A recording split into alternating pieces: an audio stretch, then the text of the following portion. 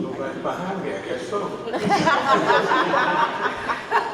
I have a kind of quick. My interest would be to tie in what we talked about tonight prior to that, because most of it, we just had a celebration of Christopher Columbus, who discovered us, and we were already occupied. That's another story. But to link history in terms of history, we know that Africans came to this country by way of the currents, North and South America, way before Christ. That's history. But how do we link that history with history that we're most familiar with, that we've talked about here in terms of 400 years ago? How about 1,200 years ago? How do we bring that together? I think it's very important. I mean, we need to understand that the word slave comes from the Eastern European word Slav, that we talked about the fact that the Romans had enslaved people, Christians were slaves, the Israelites were slaves in Egypt. So slavery goes back a long ways. It's not just us, but we have our scholars here who will come forward and respond to those questions, and we will have the response come forward and respond to those questions, and we'll have their response. Because we're here for you.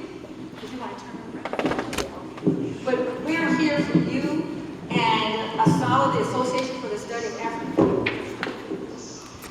African American life and history, and part of the idea and philosophy of Dr. Carter G. Woodson was that there would be constant interaction between people who were studying this information and the community. Thank you so much for your questions. I'll take the easiest one first. So a for-profit organization is one that seeks to have some kind of marginal gain. So an example would be Meals on Wheels. Another example would be Habitat for Humanity. They're doing good work. There's some profit margin, but there's some impact, or those organizations are appealing to a form of need. Nonprofit organizations are not doing the work where there is a profit margin. And so that would be most agencies that exist within the community. So that's a quick answer with regards to for-profit corporations and not.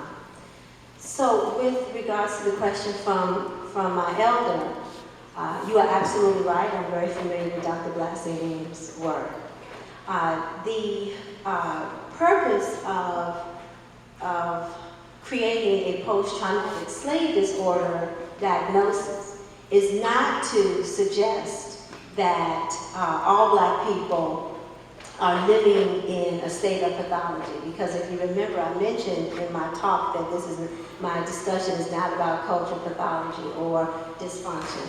So I am not suggesting that.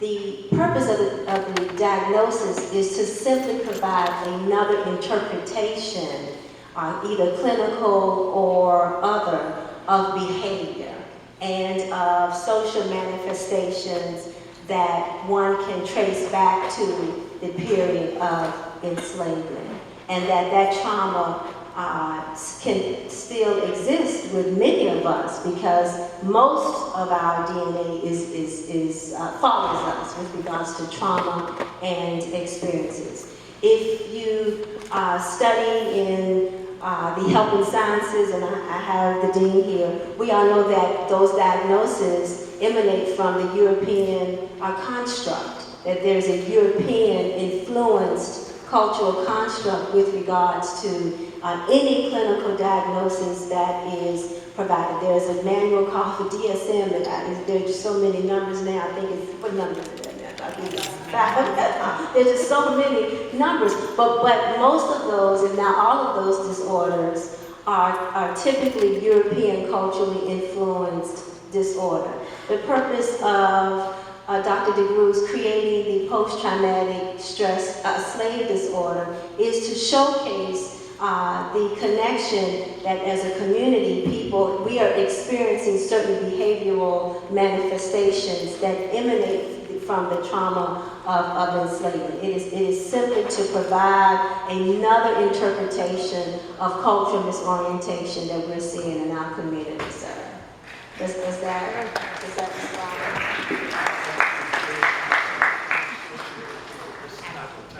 Okay, I appreciate you.